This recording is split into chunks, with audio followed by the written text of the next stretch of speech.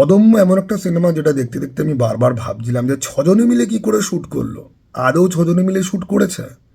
কিন্তু সেসব বাদ দাও, সুন্দরবনকে এত সুন্দরভাবে আজ অবধি কেউ কোনোদিন কোথাও দেখায়নি। এবং সুন্দরবনকে দেখে আমার রিয়েলি মনে হলো সুনীল গঙ্গোপাধ্যায় ভয়ঙ্কর সুন্দর বলে কাকাবাবু যে গল্পটা লিখেছিল সেটা এইখানে অ্যাকচুয়ালি গিয়ে অ্যাপ্লিকেবল। গল্পটা খুব সাধারণ, পিওর সাধারণ মানুষের ফ্যান্টাসি।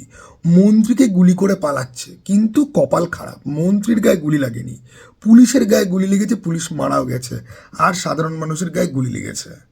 তো এই বিশাল বড় বিপ্লবী পুলিশের হাত থেকে পালিয়ে কলকাতা থেকে সুন্দরবনে গিয়ে উঠেছে, এবং সুন্দরবনেও তাকে পুলিশ আর সাধারণ গুন্ডারা কিন্তু তাড়া করে বেড়াচ্ছে, এবং গোটা সুন্দরবন রক্ষাকর্তার মতো তার বুক দিয়ে তাকে আগলে রেখেছে।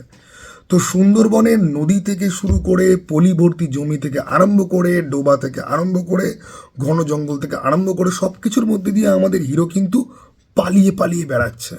কিন্তু পালিয়েও সেসব দেশে বাঁচতে কি পারবে? এই নিয়ে তৈরি সিনেমা অদম্য 1 ঘন্টা 50 মিনিটের। অদম্য আসলে কে? একটা মানুষ, নাকি তার আইডিয়া, যে আইডিয়াতে সে বাঁচছে? এই সিনেমাতে তুমি শুধুমাত্র হিরোকেই দেখতে পাবে, আর হিরো বাদ দিয়ে যাদেরকে দেখতে পাবে না তাদের গলা শুনতে পাবে। হিরো এখানে কখনো ঘর গুছাচ্ছে, কখনো বন্দুক পরিষ্কার করছে, কখনো দেহ চর্চা করছে, কখনো হাঁকছে, কখনো ছবি আঁকছে, কখনো বেতার শুনছে, কখনো শব্দ ছক কষছে।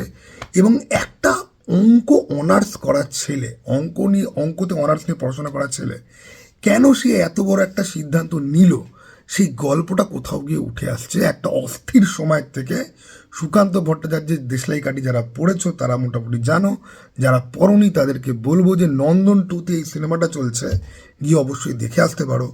যাদের একটু অন্য ধরনের বাংলা সিনেমা দেখতে ভালো লাগে, আর সারা বছর যারা ভালো বাংলা সিনেমা আসে না এই বলে যারা কান্নাকাটি করতে থাকো, তাদের জন্য এটা কিন্তু একটা মাস্ট ওয়াচ ফিল্ম।